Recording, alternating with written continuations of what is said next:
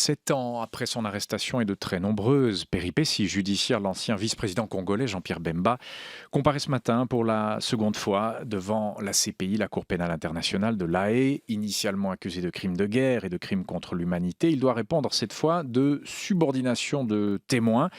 Quoi qu'il en soit, 5 ans après une première mise en accusation, la CPI n'a toujours pas définitivement statué sur son sort. Alors est-ce une preuve parmi d'autres de la lenteur et de la très relative efficacité de la Cour pénale internationale, ou au contraire le gage d'un travail mené en profondeur? Ce matin, notre invité est un spécialiste du droit international qui se rend d'ailleurs fréquemment à La Haye. Bonjour Philippe Curat. Bonjour. Avocat à Genève. Merci d'être avec nous jusqu'à 8 heures.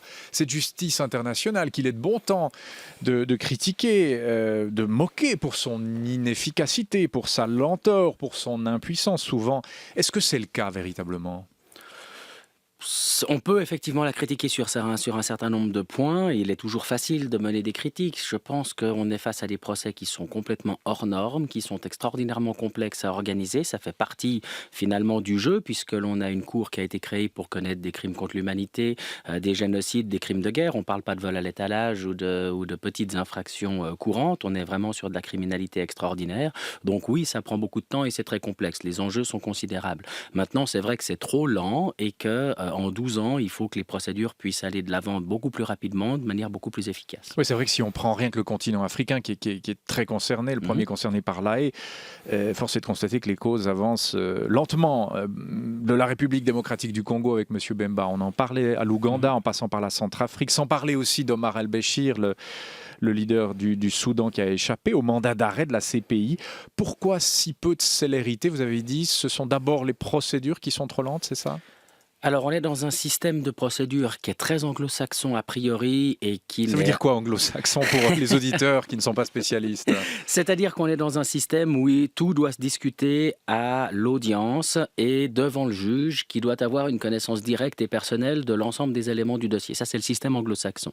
Alors que dans le système accusatoire, chez nous, que nous connaissons dans nos pays européens, en règle générale, on travaille sur un certain nombre de pièces, sur un dossier qui a été constitué au cours de l'enquête, ce qui permet de ne pas tout refaire devant le juge. Alors, aucun de ces systèmes n'est pur aujourd'hui, et puis celui de la Cour pénale internationale est évidemment une forme d'hybride assez particulier, mais on a effectivement des améliorations à apporter dans la pratique quotidienne de la Cour, que ce soit par le bureau du procureur, par la défense ou par les magistrats, mais également certainement retoucher un certain nombre de règles de procédure pour faire avancer les choses. L'un des principaux droits de l'homme, l'un des principaux droits de l'accusé, c'est un droit à un procès équitable qui doit se tenir quand même dans un délai raisonnable. Or, quand on a passé 6 ou 7 ans en détention préventive avant jugement en tant que personne présumée innocente, je pense qu'effectivement là, on est dans des délais qui ne sont pas raisonnables. Qu'est-ce que serait un délai raisonnable selon vous, maître, pour quelqu'un comme M. Bemba, par exemple, 3, 4 ans, 5 ans maximum? Quand on apprécie ce genre de délai, on prend l'ensemble des circonstances en considération, c'est-à-dire la gravité des faits qui sont reprochés à l'accusé, leur complexité. Et c'est vrai que là, on parle de théâtre de guerre, donc il va falloir faire des enquêtes absolument considérables. Il y a un très grand nombre de victimes, il y a un certain nombre d'auteurs, d'hommes que l'on reproche à Jean-Pierre Bemba dont on lui reproche d'avoir été le chef finalement sur un certain nombre de théâtres d'opération. Donc, il y a effectivement des enquêtes complexes à mener. Maintenant, il faut effectivement aller beaucoup plus vite. Je pense que si on était sur 2-3 ans, on n'aurait pas trop de difficultés et pas trop de critiques. À 6, 7 ou 8 ans, évidemment que ça devient beaucoup plus compliqué à défendre. Pourquoi cette prééminence du style anglo-saxon? Les Européens n'ont pas leur mot à dire dans la CPI? C'est le système qui domine au niveau international, et ce sont des choix premiers qui ont été faits lors de la conférence de Rome qui a adopté le statut en 1998, et aujourd'hui effectivement on a un certain nombre de fondamentaux sur lesquels il est difficile de revenir, mais je pense qu'on peut améliorer à la marge un certain nombre de choses en corrigeant le code de procédure et de preuve, et qu'il y a beaucoup de choses qui relèvent certainement de la pratique. Il y a un moment donné, je vous donne une image un petit peu extrême, mais c'est clair que si vous avez un village qui a été brûlé dans le cadre d'un conflit, il y a un moment donné, vous n'avez peut-être pas besoin d'entendre les 250 survivants du village venir tous vous dire l'un après l'autre à la barre que le village a été brûlé. Il y a d'autres moyens de pouvoir le démontrer et l'analyser sans avoir à perdre autant de temps dans un certain nombre d'auditions. On pourrait aller beaucoup plus vite sur un certain nombre de points. Alors évidemment, rien n'est comparable, mais enfin, entre Nuremberg et la CPI, il y a quand même un monde. Au fond, à la fin de la Seconde Guerre mondiale, les choses ont été jugés assez rapidement. Pourquoi est-ce qu'on n'y arriverait pas là, pour des cas comme le Congo, pour d'autres théâtres de guerre? Qu'est-ce qui explique cette différence? Alors on parle de justice de vainqueur dans un cas. Est-ce aussi la CPI une justice de vainqueur selon vous, Maître Cura? Je crois que n'importe quelle justice pénale est une forme de justice de vainqueur. Le criminel qui sort vainqueur de sa confrontation avec l'État, il demeure impuni ou inconnu. Celui qui est arrêté, il a été identifié, il a perdu la partie. À partir de là, on est toujours dans une phase de vainqueur et on ne juge jamais que ceux sur lesquels on a réussi à mettre la main physiquement à un moment ou à un autre. Nuremberg, c'était un cas très particulier à la fin de la Deuxième Guerre mondiale. On avait un nombre relativement restreint d'accusés, c'est vrai, pour des faits qui couvraient l'ensemble de l'Europe. C'était des éléments extrêmement importants et c'était très lourd à gérer. Ça l'a été dans un certain nombre de mois, mais ça a été maintenu dans une durée tout à fait raisonnable. Et c'est vrai qu'aujourd'hui, on devrait pouvoir aller de l'avant. Maintenant, la Cour pénale internationale, elle, n'est pas liée à un conflit particulier. Elle a une vocation universelle. Elle a 123 États parties actuellement, le dernier en date étant la Palestine. Et puis maintenant, elle a une compétence potentiellement sur l'ensemble de la planète avec le Conseil de sécurité qui peut lui déférer des situations. Et surtout, elle est permanente. Donc, elle n'est pas liée à un conflit particulier. Elle peut s'adresser à n'importe quel type de conflit futur dans le monde. Est-ce que c'est pas ça la racine du problème? Oui, mais c'est aussi ça l'enjeu et la volonté politique de mettre en place justement non pas une justice de vainqueur a posteriori par rapport à un conflit déterminé où finalement à la fin de ce conflit on regarde qui est en position d'être jugé, donc les vaincus, et on s'attaque à eux. Là on est dans l'idée qu'il faut mettre une justice en place qui puisse s'adresser à n'importe lequel des camps en présence pour pouvoir juger l'ensemble des personnes qui auraient pu commettre des crimes dans une situation donnée. Mais est-ce qu'on ne surestime pas le droit international? On le considère un peu comme la baguette magique susceptible de résoudre les conflits. Et d'ailleurs, vous l'avez dit, avant c'était la justice de vainqueur post-conflit. Là, on est toujours dans les conflits en cours. Mais on surestime ce droit international, non? Non, on ne le surestime pas. Par contre, effectivement, des fois, on a une mauvaise idée du rôle du juge. Le juge est là pour dire le droit, pour déterminer quel est le niveau de responsabilité des personnes qui sont accusées d'avoir commis des infractions devant lui et pour ensuite sanctionner selon ce qu'il estimera approprié. Le juge n'est pas un outil de police. J'entends, ce n'est pas au juge de maintenir l'ordre ou de rétablir l'ordre, que ce soit au plan national comme au plan international. Et je pense qu'il y a une vision politique parfois qui est fausse du rôle de la Cour pénale internationale, qu'on veut qu'elle intervienne trop tôt dans un certain nombre de conflits, parce que l'on mélange le rôle de la police et le rôle du juge. J'ai vu ce chiffre, 98% des auteurs de crimes de guerre échappent encore à toute poursuite. C'est preuve que ça ne fonctionne pas, Philippe Cura? Je ne sais pas d'où on peut venir. Sans les chiffres officiels, ouais. Oui, bon, maintenant, les auteurs de crimes de guerre sont présumés innocents jusqu'à ce qu'ils aient été condamnés. Mais vraisemblablement qu'il y a un très très gros travail à faire sur l'identification des auteurs des crimes les plus graves, de manière à ce qu'ils puissent être traduits en justice dans le cadre de procès équitables. Et évidemment que se pose la question de la coopération des États. Vous avez mentionné le cas d'Omar al-Bashir tout à l'heure. Le Soudanais, ouais. Le Soudanais, il y en a d'autres également. Les États partis à la Cour pénale internationale ont l'obligation de coopérer avec elle, c'est-à-dire d'exécuter ses décisions, que ce soit une décision d'arrêter quelqu'un ou que ce soit une condamnation ou même une mise en liberté aussi d'ailleurs, parce qu'il faut qu'une personne mise en liberté puisse être effectivement mise en liberté, c'est-à-dire qu'un pays accepte de l'accueillir sur son sol. Après un acquittement par exemple, on a eu le difficile cas de Mathieu Ngunjolo dernièrement à La Haye, mais cette coopération des États, effectivement, on ne l'a pas suffisamment aujourd'hui. Oui, c'est vrai, tout procureur de la CPI reste dépendant de la coopération des États et de la bonne volonté des États pour constituer le dossier d'accusation. Là, le risque d'instrumentalisation est assez grand, non? Mais le risque d'instrumentalisation, il est partout le même, dans n'importe quel type de justice, et il peut venir de sources multiples. Le procureur est indépendant, les juges sont indépendants, et je ne pense pas qu'on est face à des procès politiques à la Cour pénale internationale. Maintenant, tout ce qui entoure le procès, c'est-à-dire la décision pour un État de ratifier ou de ne pas ratifier le statut de Rome, la décision de collaborer ou de ne pas comme collaborer. Comme les États-Unis, par exemple, oui. Comme les États-Unis qui ne l'ont pas ratifié, Israël qui ne l'a pas ratifié non plus, mais comme 123 autres qui l'ont ratifié, tout ceci, ce sont des décisions politiques. À partir du moment où le procès commence, le politique sort du prétoire et là, on rentre vraiment dans la phase judiciaire et je ne pense pas qu'on ait là de problème d'interférence quelconque à ce stade-là. Est-ce qu'il n'y a pas un côté un peu justice hors sol, pardonnez-moi l'expression, justice qui se rend à des milliers de kilomètres du théâtre des opérations, des lieux de crime? Est-ce qu'on ne devrait pas plutôt privilégier les procédures dans les pays concernés?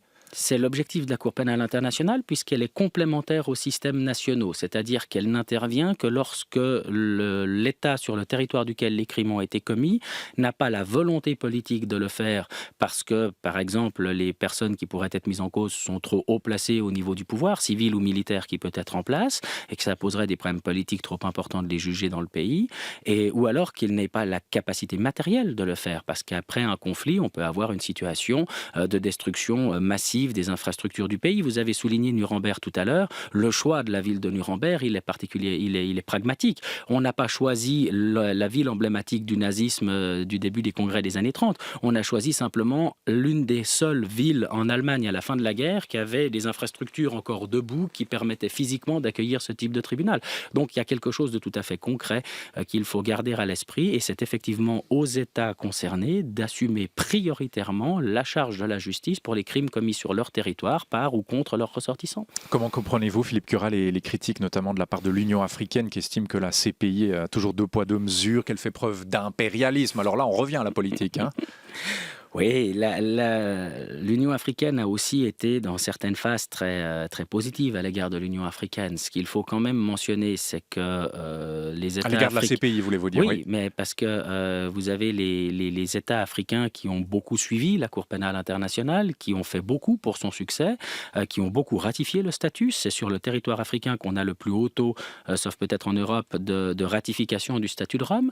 C'est aussi là que les crimes sont commis. Et ce sont ces États-là qui ont demandé, à part le Kenya où le procureur s'est saisi contre la volonté de l'État proprio motu, les autres États en cause en Afrique ont demandé l'intervention de la Cour sur leur territoire. C'est le cas de la République centrafricaine par 2 fois, c'est le cas de la République démocratique du Congo, c'est le cas de l'Ouganda par exemple. La Libye et le Darfour viennent du Conseil de sécurité, mais on a usé de l'ensemble des modes de saisine possibles devant la Cour pénale internationale et la situation ne se concentre pas sur l'Afrique. Il y a d'autres enquêtes en dehors, je pense notamment au dossier palestinien qui politiquement n'est pas le moins exposé non plus, qui vient d'arriver devant la Cour. Mais pourquoi cette réaction justement de l'Union africaine? C'est la surréaction de dirigeants qui redoutent peut-être d'être poursuivis à leur tour? On peut comprendre ça comme ça? Alors vous avez en Afrique effectivement une situation où les premiers États qui ont demandé à la Cour d'intervenir ont concentré les efforts de la Cour sur des groupes armés rebelles. Donc évidemment qu'ils ont tout intérêt, les gouvernements de ces États-là, à faire en sorte de criminaliser ces groupes armés rebelles pour les écarter du jeu politique ou alors pour contrôler leur accès au jeu politique et puis pour tenter simplement de reprendre la main politiquement sur un certain nombre de points. On l'a vu très très bien avec Museveni qui en Ouganda avait essayé de monnayer les mandats d'arrêt contre les chefs de l'armée de résistance du Seigneur. Ce n'est pas de sa compétence. À partir du moment où les mandats sont lancés par la Cour, ils ne peuvent être levés le cas échéant que par la Cour. Ce ne peut pas être un enjeu politique. Donc évidemment que lorsque la Cour commence à s'intéresser aux chefs d'État et aux chefs d'État en exercice en particulier, il y a un peu moins d'enthousiasme de la part de ces États-là à soutenir le travail de la Cour. Un peu moins d'enthousiasme, ça sonne comme un euphémisme. C'en est un. Alors évidemment, là depuis quelques minutes, on dresse un constat plutôt critique, en tout cas on y vient. Il y a quand même des raisons d'espérer, Philippe Cura, l'inculpation ce vendredi d'un Malien transféré à la CPI en provenance du Niger pour y répondre de crimes de guerre, pour s'en être pris à des bâtiments dédiés à la religion. Là, on est véritablement dans la destruction de mausolées et de patrimoine. C'était à Tombouctou en 2012. Ça, cette inculpation est une petite raison d'espérer pour vous, peut-être? Mais tout est une raison d'espérer. La Cour ne sera que ce qu'on en fera. Et c'est vrai qu'il faut... Hans Kelsen, dans les années 30 ou 40, disait que ce genre de juridiction ne pouvait reposer que sur la confiance des États. Et on ne l'a pas suffisamment, mais on l'a quand même suffisamment pour que ça avance un minimum. Après, effectivement, chaque dossier a son rythme. Et le Mali, dont les enquêtes ont été ouvertes il y a déjà pas mal de temps, on n'avait pas grand-chose. Et tout à coup, on a cette arrestation, un procès qui va démarrer relativement rapidement.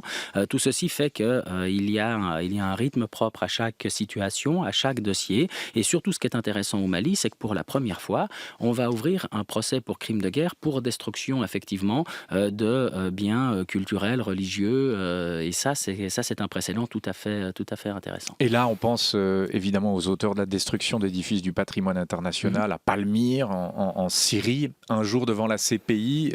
Est-ce qu'il y aurait des raisons d'espérer là ? Alors espérer ou pas, je ne sais pas. J'entends, il ne faut pas non plus voir la justice pénale internationale comme une sorte de Deus ex machina qui peut résoudre toutes les problématiques. L'intervention du juge doit être mesurée.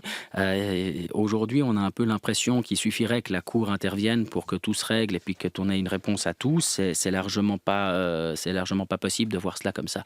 Maintenant, si la Cour doit intervenir en Syrie, il faut évidemment qu'il y ait deux situations possibles. La première, c'est que la Syrie ratifie le statut de la Cour pénale internationale et lui demande d'intervenir en remontant dans l'application du statut quand elle le souhaitera, mais pas au-delà du 1er juillet 2002, qui est la date d'entrée en force du statut de Rome. On ne peut pas remonter dans la compétence de la Cour au-delà de cette date-là. Ou alors, il faut que le Conseil de sécurité trouve un accord pour déférer la situation de la Syrie à la Cour. Dans les deux cas, ce sont des décisions politiques sur lesquelles, aujourd'hui, on n'a pas de consensus. Philippe Cura.